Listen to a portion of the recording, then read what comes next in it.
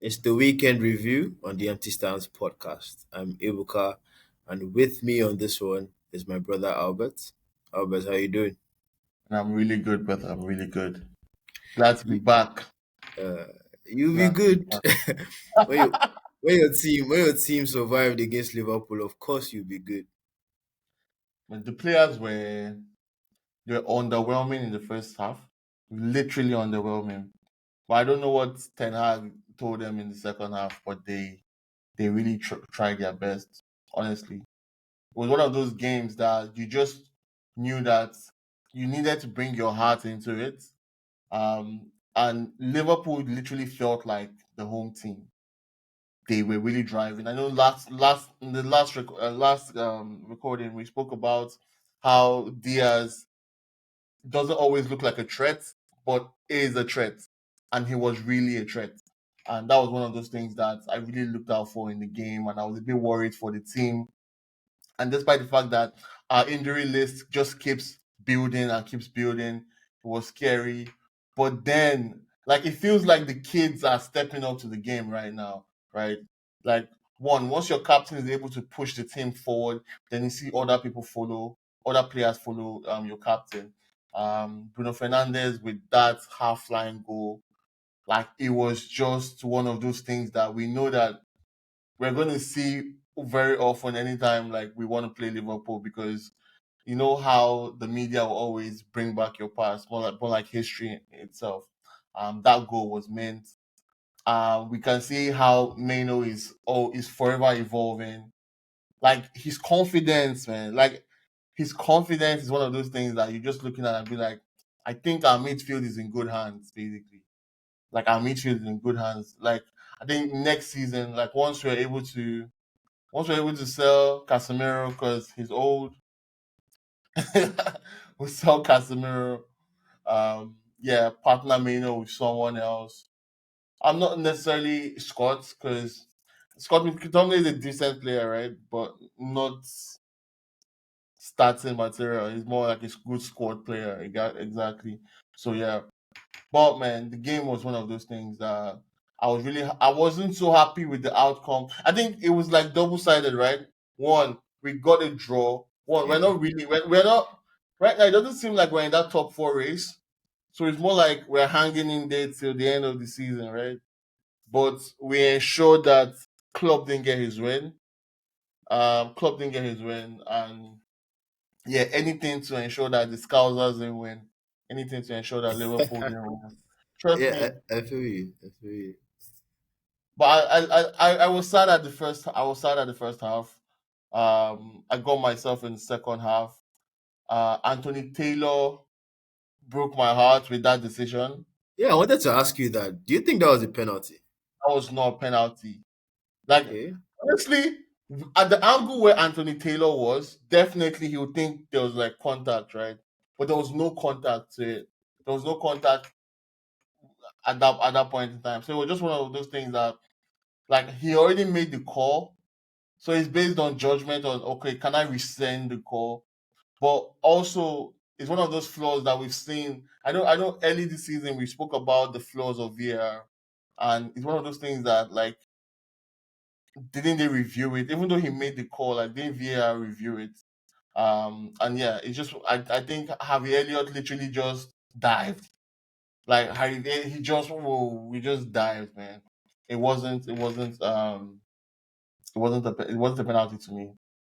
But yeah, I Okay. think we didn't feel like the home team at all. Literally, we didn't feel like the home team at Yeah. all. But we needed that motivation to hold us through. I was looking at it. Remember what happened in the Chelsea game, right? And we lost it in the 99th minute, Was it 100th minute or something? I think 101 100 something. minute, like, Yeah. and it's one of those things where you see the home team really pushing, and I didn't see that from us when we played with Liverpool. But yeah, we were able to get ourselves together. Yeah, Oh but yes. luck plays a huge part in big games. And I Oh, just want to take definitely. you back to that mistake from Kwanzaa. Young player starting at Anfield. There's the argument that if you're good enough to start at Old Trafford. There's the argument that if you're good enough to start at Old Trafford, then you're good enough to be held accountable for your mistake. But there are a lot of Yeah, people that feel like, he's a young kid. They should, give him that, breathing room and space to make mistakes. But that mistake proved costly because you can misplace a pass, close to the halfway line, but yeah, you don't misplace a pass and give it to Bruno Fernandes. Like that spot was perfect. yeah. But the It boy was has one of come those. under a lot of stake. Like a lot of Liverpool fans are, going at him. But what are your thoughts on that? Like, you guys were playing your own kid as well. Kobe Mino. Exactly. Honestly, can't even lie. Like when I saw Kwanzaa on the lineup, and I saw Kambwala on the lineup too. I was like, okay, like it's 50-50. Like the defense right now is 50-50. We have a young game and you have your young game. So like I just know that like from a defensive point of view, like any mistake that happens, like, yeah, there's really shouldn't be any discussion around it. But also, like, really on our side, Kambwala really stepped up his game. Like, he was also meant. That's why I said, like, the kids are really, like, helping us out and playing really good. But yeah, you can't really fault Kwanzaa for that because he's still growing in the game. Like, how many Old Trafford games? Like, there are more defenders that have done, that have cost Liverpool, the trophy. Gerrard cost Liverpool the trophy, remember? So yeah, you can't really he's still learning the trade, and these are from the adversities that you grow and become a better player. So I don't think anyone should give him any stake right now. Like, and trust me, I know some of us might criticize these players, man, but when you run that pitch twice, when you run that pitch twice, you will know that it's not easy at all, man. It's not easy. So, Yeah, uh, I get you, and I agree with you. It's actually not easy. But speaking about young players, Kobe Mino scored that beautiful goal. Bit unexpected, to be honest. And I wasn't really expecting, but we've seen that curler before. We saw it against Wolves, and he did it again. He came clutch for United. I just want to ask, do you think the sky is the limit for this kid? Do you think he's going to make the squad to go to the Euros? What are your thoughts? see, the sky is not the limit. It's more like this foundation, the starting point. Like, this is not the like. I feel confident seeing him on the pitch. Don't understand? Like, it's been a while. Had so much confidence, and he shows it. He shows it after he scores. Like his reaction after he scores. He's so disciplined. Oh my god! Like Jared, see, Southgate should just be happy. Like Southgate should just be like Southgate should literally look at his lineup and make space for him, no matter what. He needs to make space for Kobe for the Euros. Literally, the boy is mint. He's like, if he doesn't go to Euros, man, It's like okay. It's okay. It's if okay. if he doesn't go to the Euros, like Kobe should just check and see if he has a second nationality, and it's just pot, No, literally. calm down. Don't He's just 18. It's still a lot don't of play. football to be played. Let's calm down. Let's calm down. Let's calm Like, down. that's what But football to be played, man. But the yeah, boy a whole lot. is pure gold, man. Literally pure gold. But I just wanted to get your thoughts on the manager as well, the performance of your manager, Eric Ten Hag. Coming back from that 4-3 loss at Stamford Bridge where you were 2 nil down, three Yeah. two up, game looked done and dusted. Then Dalo makes a mistake and there's a deflection and then you lose 4-3, right? Now using that and going into the Liverpool game, yes, you're at Old Trafford, but Liverpool are the better team. We know that. It's clear. But then he struggled at the start, but he seemed to get the ship steady, and you almost won that game. Is Ten Hag convincing you that he deserves to have the job come the summer? Because we hear things like Gareth Southgate, we hear Graham Potter. We keep hearing like different names pop up for United. But what are your thoughts on this? Do you think Ten Hag is showing that he can be that manager? Just needs the right players around him. You see, the name Eric Ten Hag, right, is like we went for him, and we went for him because he literally fit the description of the kind of manager that we actually want. Right now, in all honesty, I think this would be like sounding the drum again and just just repeating myself in different areas. But I'm just saying, like, I think he still needs time. Literally, like even the options right now that we're hearing in the media, they are not even up to par to him. Literally, like even in the when you look at the market, like who's the top manager in the market? Like who is the manager that is? And we want, if you're looking for someone to replace Ten Hag, you're looking for someone that is a serial winner that has been doing it for a very long time, or someone that is winning right now and making a name for himself, like someone that can steady the ship, right? And we know right now Ten Hag is literally he's still understanding the entire Premier League, coming all the way from the Eredivisie, so he's still understanding Premier League.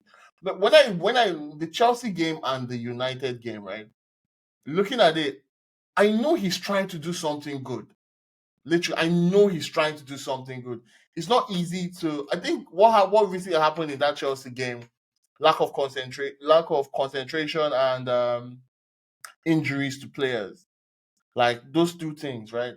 Like I know that, and also Chelsea's efforts, Chelsea's tenacity. That was one thing. Like shout out to Cole Palmer. But I know Ten Hag is trying to do something great, something good. So I'm not going to fault him for that. Like if we are moving into this next season, I believe he's that person that can steady that ship. Because right now, like if we look at the positives for with having Ten Hag, we have Garnacho that scores right now. Like Garnacho literally steadied the ship of from the whole Sancho incident. Like someone that thought that okay, like with Sancho gone, we won't have someone on the right wing. Garnacho has played that player in the right wing and has actually been making impact in some games, right? That's good. Then we have the Maino right now playing good in midfield and literally benching Amrabat that we bought, thinking that Amrabat would be the person that will assist Casemiro in the center of the pitch. But no, Meno is doing it. So he's ensuring that he's building that talent pool that we actually need. So we have players like Omari Forson that comes to play in our cup games. We have Willie Kambala right now that is playing. So I know he wants to do something good. So we just need to give him time. Like, give him time, give him the funds that he needs. Ensure that we're able to take away the dead wood. Like, I think do like a proper audit of like I think this next season when we're going in, like when we are letting players go. I know there's some complexity around players' contracts and letting them go and selling them. But if you're doing that, you know that you're doing that just for the good for with the benefit of the team involved, right? So like sell players like Martinez right now. We need to sell Martinez because one is injury prone. True, he's injury prone. How many games has he played this season? Think But about isn't it. that your best defender? No, Ebga. It's not about like I'm happy he's our best defender, right? Yeah. But if our best defender can't play, so why is Okay. Yeah. No, I get that's a fair argument. That's a that's fair if argument. so Yeah. like we're not disputing his aptitude or his the way he plays. I'm just talking about him personally being injury prone. One, then Varane. Like it's like remember when Pep joined Man City and bought five defenders. Just that's all he did. That he bought five defenders. Like I think there's one we need to clear out that first the defensive line for it. Like we don't need Evans in the team. I think Maguire can go now. I think Lindelof. No, okay. You know what? Okay. Let me, my ranking order for the defenders that can stay or that can go. Right. Honestly, I don't. Right this season, right? Maguire has been a decent squad player. Just a decent squad player. Literally, amongst everyone that we've had, Evans can go. He's too old. Martinez, we should sell him because he's injury prone. Varane also injury prone. right? Like literally, like in the Chelsea game, we brought in Evans and subbed him again. That was just one of those things. Like, I was like, Yeah, but "Oh, what happened?" Evans has been fair for United, to be honest. He has been And fair. I'm like, no, see, the players they should bring to the team should also fit the ideology and the culture of the team, basically, and top quality players. So, but if you, oh yeah, it's just one of those things that we just need to look at this season, make United a decent team again. I don't think United is even looking to challenge for Premier League next season. Like, I this is a process. It takes a while to get back into, like, money won't change. Like, you can't tell me that Newcastle will come next season and want to challenge for the Premier League because they have money right now. It doesn't work that way. Liverpool, they are good right now, but they went through their research. They went through that process of getting back into being um contenders for the Premier League itself. So yeah, it's a process. Arsenal went through it. Right now, they have a team that is good enough. Nah, they Yeah, look really good. They look really, really good. yeah. I'll be So honest. They look like, really, really good. yeah, I'm happy with the investment currently right now in United. Yeah, I'm happy with that focus. But I know everyone at that seat right now is out there trying to make a decision to ensure that United is back to being one of the top teams in the Premier League. Europa League is not good enough for us, despite the fact that that we're going to play it next season. So yeah, it's just one of the things. No, I have my thoughts about the Europa League. So I think when you are rebuilding Yeah. the Europa League, and okay, now that there's a conference league as well, they are fantastic tournaments. Trust me. Why? Wow. Because you're playing chill. You're playing, not so great opposition that allows you to give your young talents game time. You like so you look at Ten Hag now, right? As much as people criticize him, what has he done? He has given young players minutes, even when there's pressure on him. Yeah. We've seen coaches that when there's pressure on them, they forget anybody that is under 20 or even under 22 self, like get out. I'll play my old guys that have the experience to get me out of this. But what's Ten Hag doing? He's playing Kobe Mano, giving Garnacho regular minutes. Then there's that kid Kambuala, whatever his name is. He's trusting these kids, with the big games as well. So imagine Ten Hag playing in the Europa League, where less opposition. He can now really try out some other youngsters that maybe he has been looking at. That, okay, I can let me give this guy a chance. And for me, as a Chelsea fan, that's why I'm pushing for Europe, even though it doesn't seem like we're going to get it. But I'm pushing for Europe because even if it's Conference League, that kind of tournament, if you have it with a good manager, it allows the person to experiment and say, okay, there's this young guy in the academy that's doing well. Let me just give him his debut here and there. Give players random minutes. It helps. It helps to improve the team as well. But let's leave United for a bit and let's talk about let's talk about Arsenal because you guys did the job. You got Liverpool to drop points, but then Brighton couldn't do their job, and they lost comfortably to Arsenal. And they've been talking about Kai Havertz up and there and all the articles and stuff, and I'm just tired. But you know, I think De Zerbi as a manager, I don't know if he's someone that you appreciate, someone that you like, but I think he has not hit the same heights as last season with Brighton, and maybe it's because his head is somewhere else. Maybe he's thinking about the Bayern Munich links, the Liverpool links, the Chelsea links, and he's thinking, I don't want to be here. But as much as he's a good coach, plays good football, rotates the squad, good with young players, ticks all those boxes. It's games like this against the big teams that really set you apart, and it just seems like the Serbi's not there yet. I don't know what your thoughts are on Brighton and De Zerbi. Honestly, the distractions will always be there, knowing that he's becoming that top manager that is in the site, is in prime light right now. So it's one of those things that would set in. But I think one of the problems that I have with Deserve is he's the manager that doesn't have that standard 11 that he trusts. He doesn't have that standard 11 that he trusts. He's one of those people that could field a different 11 for a different team every time. So I don't know if the team that he always fields have the synergy to play the top teams.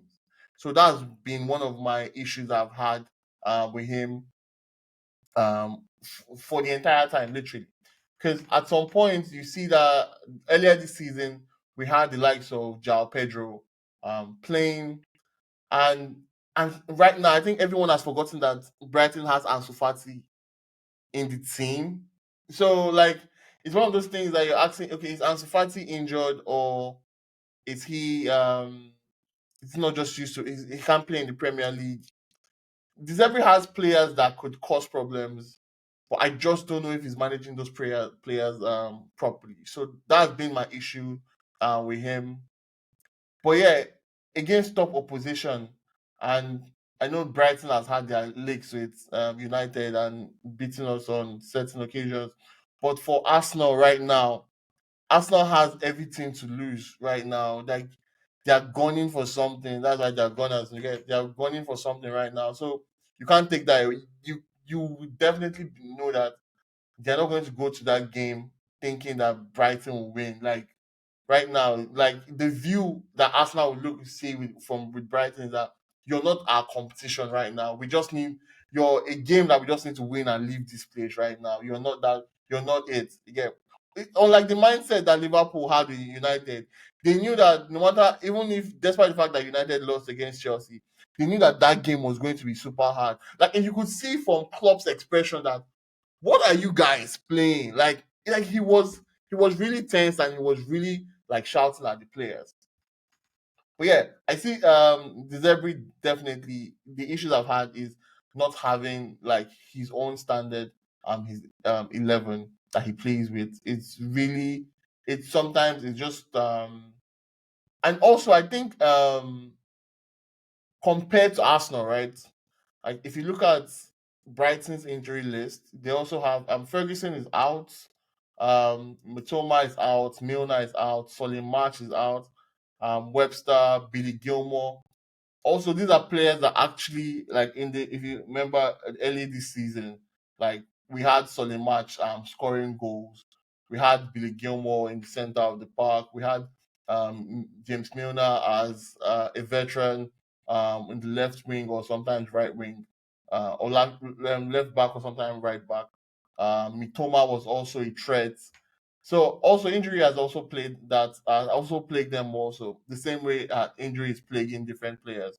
But unlike Arsenal right now, I think Arsenal's only injury that I can really state right now is Julian Timber, who has a knee injury right now. So, like, definitely, Arsenal came with more fire than Brighton would actually have. But yeah, it's just one of those things, right? But I don't think Arsenal would have seen Brighton as any competition to win them. They're definitely not. Yeah, Um, speaking about Arsenal, there's something I want to get your thoughts on. yeah. There's this thing that's been going around about, the three left-footed Englishmen, Saka, Foden, Cole Palmer, right? What are your thoughts, and who would you take to the Euros? Who like take to the Euros? Taking everybody. Their names, their names you call, right? Like, I don't know how Southgate is going to do it, but you just need magic. Like, I think I honestly, I think this is Southgate's last Euros. Like, if he doesn't pull it off now, he can't pull it off again. He can't pull it off again. If he doesn't pull it off right now, he can't pull it off again. Honestly, like, because these players are on fire. Like, literally, these players are on fire.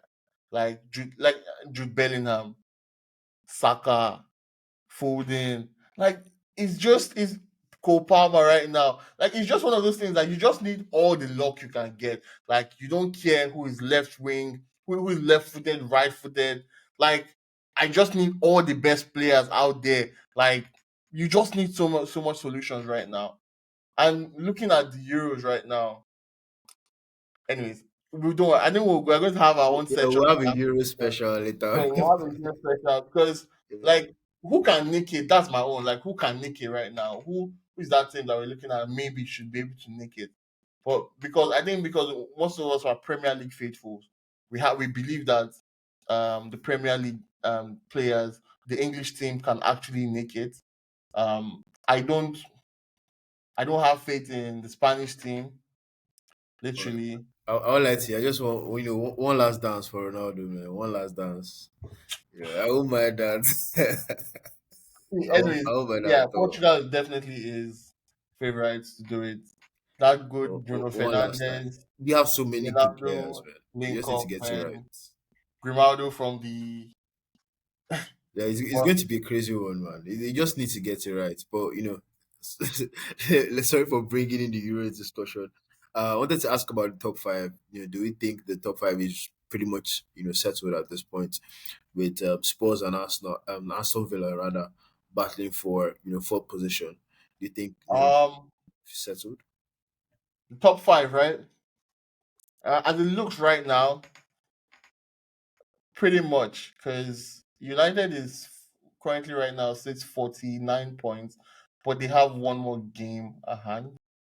Um, but yeah, there's no way they are catching Aston Villa.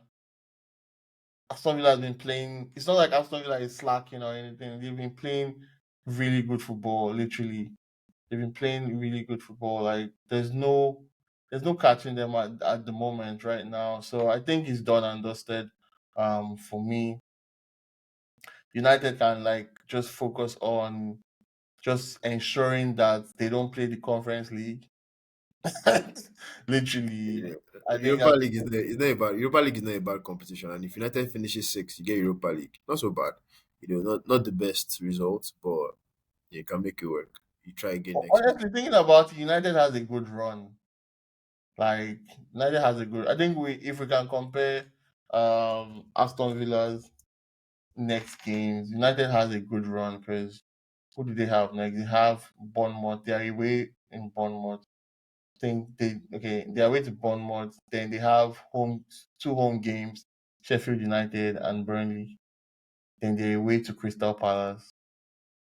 Then I think Arsenal, they are home to Arsenal and away to Brighton. Like honestly, if United puts their head down and they could win all these games, that's in a perfect world. But you know how the Premier League is. In a perfect world, they can win them, but the way the Premier League, the way the Premier League is, man, It's crazy. you can't even like yeah Can't you can't predict. Yeah, it's a tough one. you can't predict that because yeah Aston Villa they have Arsenal, they're away to Arsenal, home to Bournemouth, home to Chelsea, away to Brighton, home to Liverpool, and away to Crystal Palace. Trust me, Aston Villa they have more on their they have a tougher fixture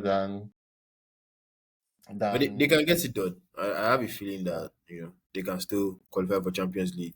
But then again, it would be two new, what I call it, entrants into Champions League spots back to back. Last year was Newcastle, this year Aston Villa. like It just shows that those teams that we considered mid-table teams are waking up and just capitalizing on the big teams that are slacking. For example, the Chelseas of this world, which we'll get into. But final word on the top five. I just wanted to talk to you about Spurs. You saw them beat Nottingham Forest, 3-1 in Matchweek 32. What are your thoughts on Spurs and on their manager Ange Postecoglou? Um, you think he can be proud of what he's delivered at Spurs this season? And yeah, there's also talk about Liverpool fans being a bit disappointed because he fits the bill as the kind of manager that you know would be that great club replacement. But unfortunately for them, they've missed out. But what are your thoughts on Spurs and Ange? first of all, I don't think Liverpool fans know what they actually want. Like literally. Honestly, I don't think they know what they want. All I know is that they want a top manager that can win trophies for them. And deep down, if you ask a Liverpool fan, I think the media and the internet might be going wild, but deep down, if you present Klopp's CV and CV, there will be like lots of there'll be a difference, right? There'll be a gap, a very big gap in it when it comes to like winning and what Liverpool wants as from a manager. But yeah, I think Ange has done so well this season. If he can give them Premier Champions League football, that's good. Literally, that's I like honestly brownie points to him and him. Like that's really good this season. I think yeah, it's a good start for the season. He just needs to build on the next season. They lost players this season, right? Like they lost their top goal scorer, and they've been able to hang on with other teams that had better goal scorers.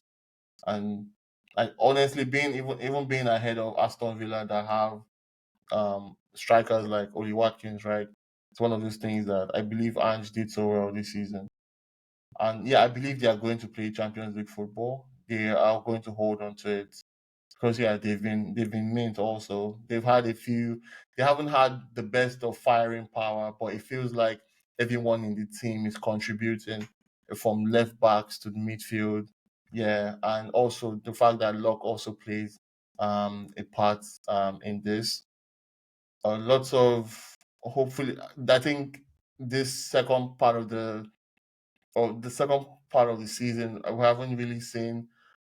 James Madison came back from injury, but hasn't been the player he was in the first half of the season. So hopefully, I hope next season he steps up. And but yeah, also players that have gone unnoticed is like players like Timo Werner, and he's been really low key. I think this is one of those things where you play for a team that doesn't give you so much pressure. Remember when he was in Chelsea and he was literally the top man, and he got so much pressure every time that he played and didn't score.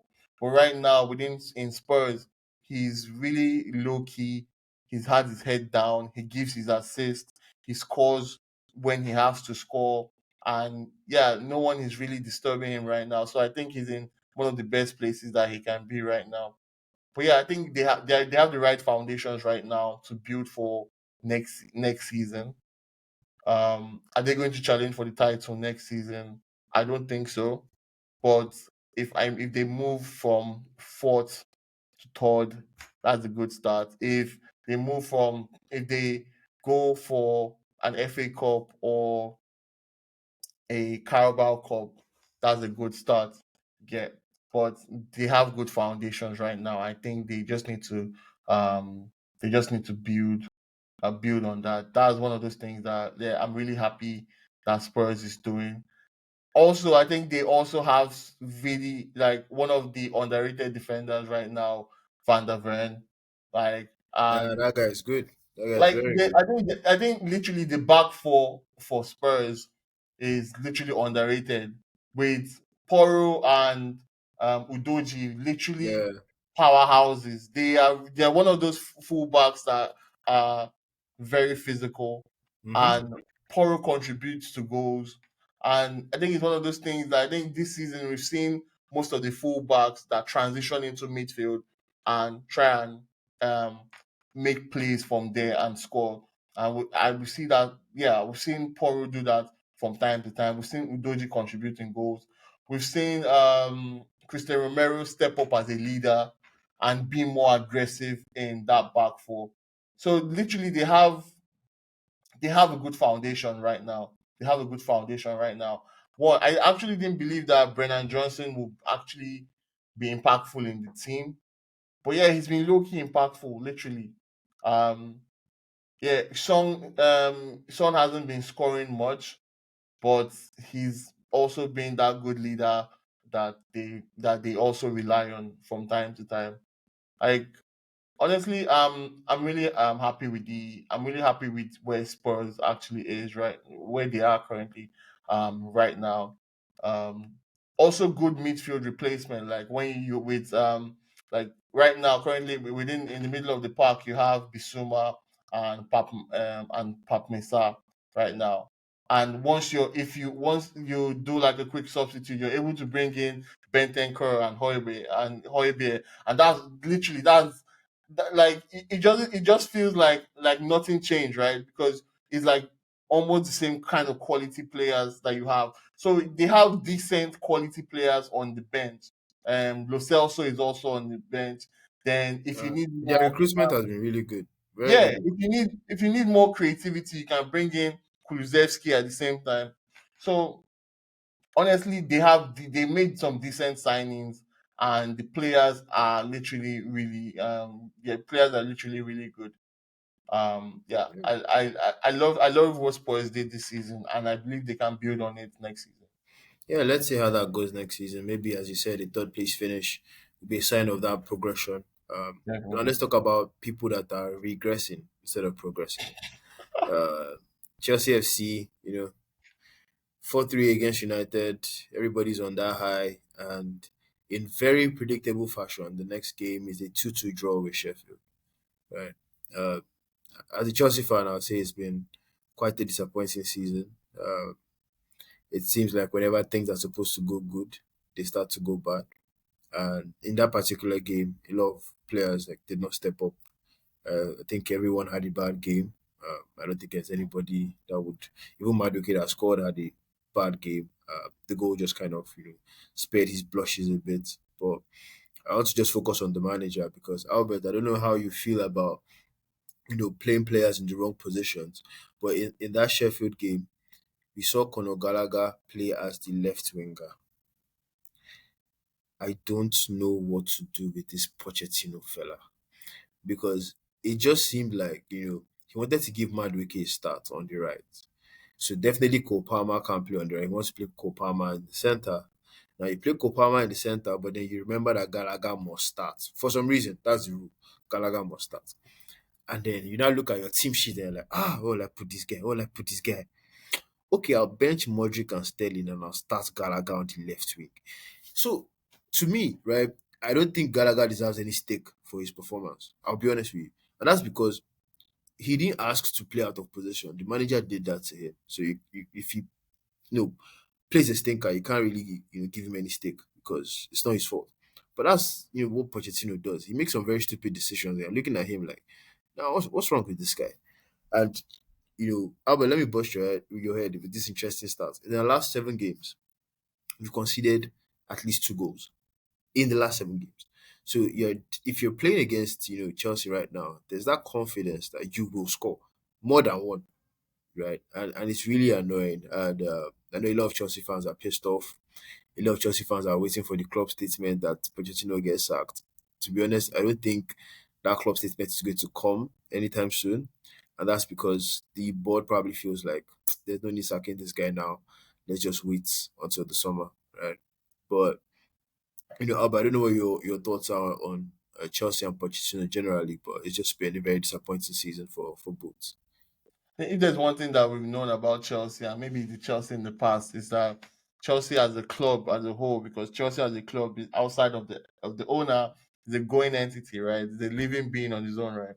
Chelsea is able to make harsh decisions that no other club will make. They can sack a coach at any time, any point in time that they want to. But I think right now we're in a new era, and maybe Chelsea within herself is more lenient and wants to see more evolution and growth from both managers and the players. Why? Because she played a part in getting those players, those young players, giving them 7-year contracts, very long, wide contracts. And yes, it's just one of those things that we need to also focus on. I don't Yeah, think, but Albert, let me cut you short a bit. I apologize, but when the manager, you talked about young players. yeah, Poch was saying that it looks like the team is not mature enough, to win games, to play every 3 days and win. I found that that comment very insulting, and I think some of the young players in that squad will feel like, what's this guy saying? You know, you don't need. I don't know what he expects to have to be Sheffield. Sheffield are last in the Premier League, right? They are the worst team in the Premier League at the moment. So like, and this is the team that they were smashed like 6-0 by Arsenal. I think five by was it Aston Villa or I think five by Aston Villa, eight by Newcastle. They people beat them is a normal thing. So like, why are you coming up with stories and excuses? Like, and he has weird excuses. Like, nah, the guy is really frustrating me. Yeah, I will like.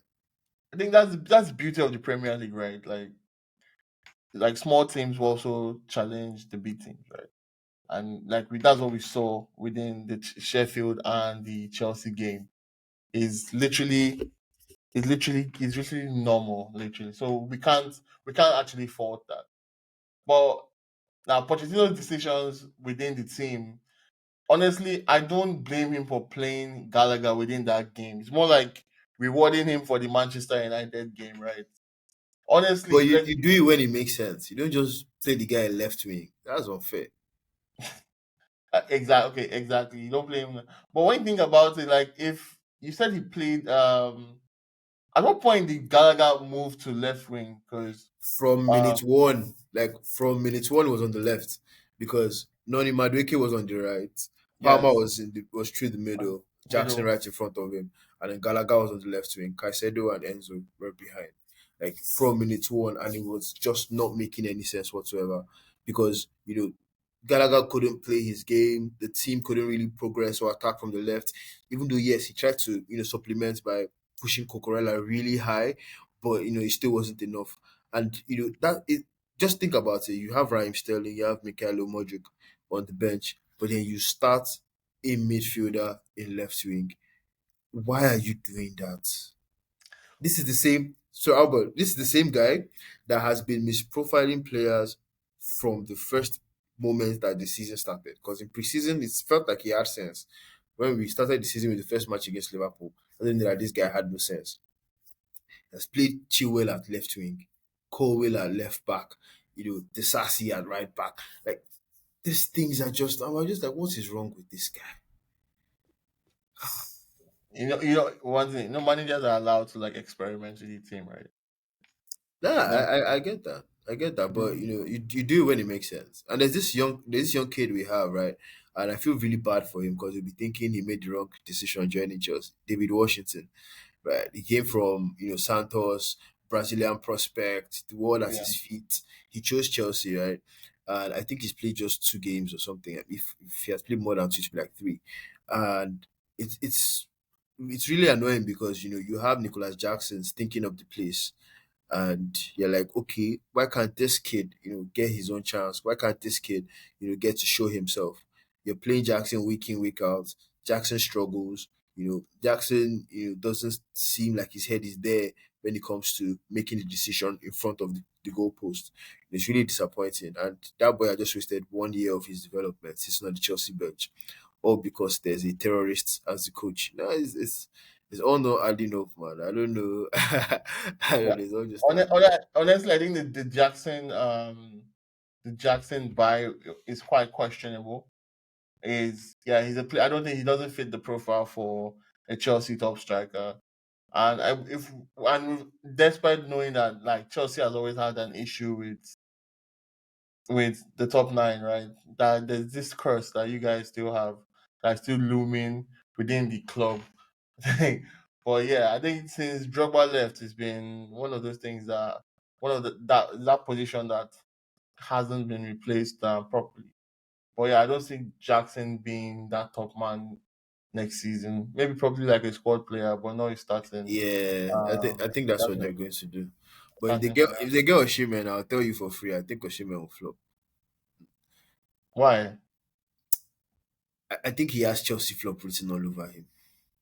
Okay, I think right now. Well, so Chelsea has the creativity with Palmer, right?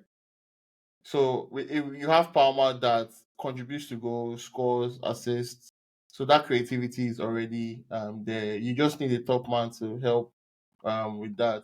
If you have a disciplined midfielder like Enzo, Caicedo still questionable, but if Enzo and Caicedo are really able to hold the middle of the park properly, you just need that good creativity transition and get your top man, and you'll be banging in goals. Think right now Gallagher is more of less of that creative player that you have in midfield and more of a soldier that you just need to ensure that I'm wearing this badge with so much pride. I'm doing whatever the manager tells me to do. And these are kind of sometimes you need this kind of mentality, like whatever the manager wants me to do, I'll do it. And just try and push his legacy and ensure that the blueprint of the club is we literally shown once playing. And I see Gallagher as that kind of player because he gets lots of stake. Also he's that player that tried as one always wanted to earn his place in Chelsea, and he's really stepping up. Sometimes wearing the captain handband and stuff like that. So yeah, I think trust me, I know Reward will hear this and he'll be like, no. Yeah, yeah, he's doing his best. He's doing his best, and most of these players literally do what the manager wants them to do. So I don't, I can't fault them for that. Pochettino still needs one more season because No, why no, no, no, he no, needs no, one no, more no, no, season no, no, because no, he's no, a top manager. Like no, if a no, top manager can't turn no, it around in the no, second season, then no, there's a problem. no, no, See, no, no, no, no, no. We can't see. Like we can't just across this. give No. Poch some credit. Give Nah, Poch nah, some nah, nah, nah. Nah. Thank God we got Man City in the FA Cup, so he can't fraud his way out of it. You collect it. Kind of- What if he wins Man City? Hey, woo, fraud.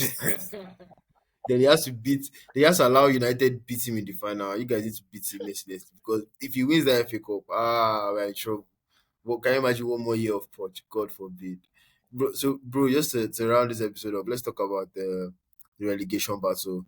Um, earlier today, we are recording this episode on the 8th of April. We heard the news about Everton getting docked 2 more points. I have my personal opinion about it. I feel it's quite disappointing to be doing all of this during the season because it's going to have a negative effect on the players. They picked up 3 points against Burnley in the hard fought 1-0 victory. Lucky goal from Calvert Lewin. But then while they're celebrating that and looking forward to their survival, you're taking 2 points off them when you've taken I think like 6 points from them earlier in the season. It just doesn't sit well with me. um, but yeah, that's the reality of the situation. But Everton are still above the relegation zone, currently in 16th, but it's still a tough one for them, and they could go down. And just imagine them going down because of all of this um, points deductions and stuff. I'm not saying the law should not, like they're allowed to break the law or whatever, but I'm just saying maybe do it at the end of the season or just take it away from all the drama. Let the players be able to focus. Let the manager focus and do the job that they need to do. But to you, Albert, what are your thoughts on the early contenders? I don't call it early night, late contenders for relegation because we're already 32 games in. So who are those people that you believe they are going to get relegated? I think right now it's sad to see Burnley go down. Definitely Sheffield and Burnley is actually a done deal for me. There is no coming back from this. But it's sad to see actually Burnley go down. I think the battle right now is between Nottingham Forest and Luton Town. Nottingham Forest actually have the players to keep them up. Like if they put their head down and just focus. Chris Wood is a veteran striker. Elanga is pretty much very creative and very fast, and like he should be able to help with scoring goals and the rest. So I think Nottingham Forest can and should be able to hold their own. Honestly, for me, basically. So I believe right now as it stands is not. It's just we just need some surprise, and sadly, if Everton actually get the points deducted again, because I think isn't currently in the media, like they might still face some punishment. Is they might still face some punishment, and that could actually make a shift within the relegation battle right now. But honestly, I have my sentiments to what's currently happening to Everton right now. One, it sends the wrong message to mid-table teams that actually want to push and do like good business within and compete with the top six clubs. I think right now maybe despite accounting errors, there might be um, some decisions that they might make, and just know that okay, we just need to be on our toes with making financial decisions that could help improve the club. So like right now, what's currently happening to Everton is really really sad. It's really sad. And if the FA actually has, or the Premier League actually has, like a keen eye view on, or a bird's eye view on Everton and their accounting, honestly, I think they need to also look at the top six also, right? The top six teams, because they also do very large business. Literally, they do very large business, and you can't tell me that a club like Man City, that spends that much, doesn't have some errors on their books one way or the other. I'm not a financial expert, or I'm not a They, financial they have they but have 115 charges. Man City have like 115 charges. So exactly. So what do you say to that? What do you say to that? But no, Everton right now is currently being yeah, yeah, they are literally the scapegoats right now. yeah, It's so sad. that's my point. Like, imagine how these guys are feeling, right? The manager Sean Dyche The trying to get locked mindset in. right now will be Yeah, different. Like it's 'cause like everybody's like, if we win the next match, how many points are they going to remove from the victory? Like, it's really annoying. Just do it at the end of the day. Let them get done with whatever they want to do. Accumulate as much points as they can, and then you can now say, okay, you've broken this law, you've broken this law. This is what we're going to remove from you. You're not now. It's just not. It's just messy, it man. changes the entire atmosphere. Literally, Hmm. sadly, it changes the entire atmosphere. I just hope. I'm really looking forward to the end of the season to ensure that everything is settled. Literally, yeah, to ensure that everything is settled. I think Luton had a good run this season. They had a good run this season. They have amazing players that really try their best this season. Trust me, if they get relegated, they would lose some most of their players. With the lots of there are so many players out there with. Trust me, number one player that is going is Alfie Doughty, like gone, Yeah, literally gone, everybody. like he's gone. Like I think I swear, like right from the tunnel, last game of the season, somebody's already offering him a contract. Like, guy, get out of this place. some mid-table team will snatch Of course, Carlton Morris. Like yeah. there are lots of players that would just Even the Nigerian guy Elijah? What's the guy's name? Is that Dibayo? I'm trying to remember the yeah, Adebayo. yeah, that guy too is going to get snapped up. I think he's a good striker. There's a good striker in there. Was Like Barkley, might also get a move. oh, definitely, I think it was yeah, definitely it was Barkley also get snatched up. I think if we're looking at the championship, the championship, the championship right now, we see hopefully we get our faithfuls back. Leicester City coming back. Hopefully, fingers crossed. If they make that transition, like that would be to be good to have Leicester back in the Premier League. So yeah, there are some teams that will come from the Championship that will definitely be able to snatch up most of these players in from the most of these players from the relegated teams. So Yeah, yeah. it's been a No. good run. It's been a good run for them. Hmm. Been a good run for them. But yeah, well, I think once you have that Premier League experience, right, going back to the Champions League puts you at the top tier where you're Yeah. able to like find your way up right now. Currently in Championship, Leicester City are top of the table with 88 points. It's like they are just coasting. They're like, you're not our level. You're the coasting, higher. It's just a phase. It's It's just a just a phase. phase. Just a phase. Yeah. You're not our level. Yeah. Yeah. But I'm hopefully we happy. I'm get the happy likes for it. of we get the likes of Leicester City, Ipswich. Then yeah, the playoffs between Leeds City, Leeds United, Wow, when I get Leeds United back, Southampton, Shout out to yeah, one of these West, days will come back. West It'll be Brom, fun. like if you look at the top, if you look at the top six, right?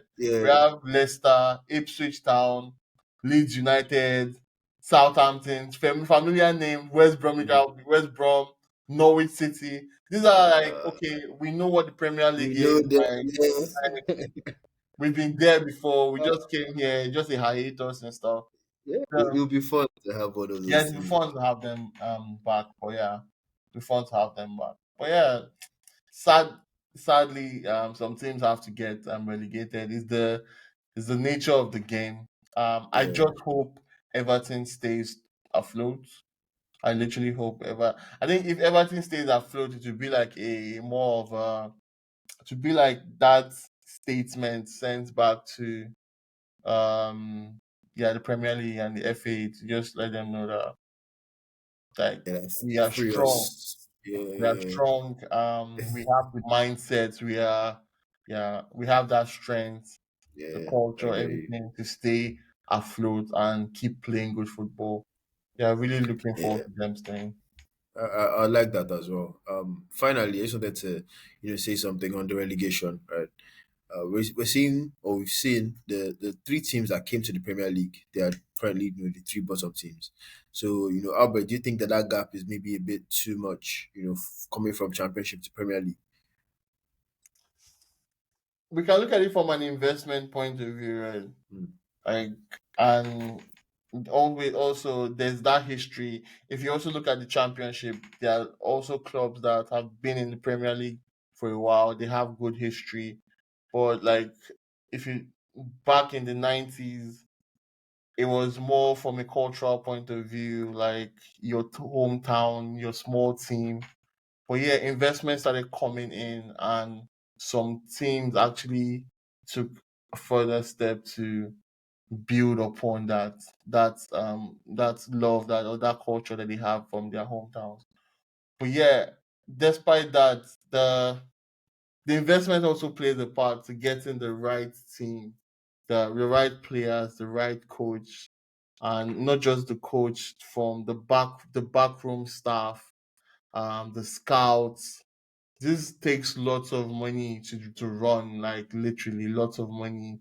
The TV deals, these things are not like you don't just it's literally hard to come by.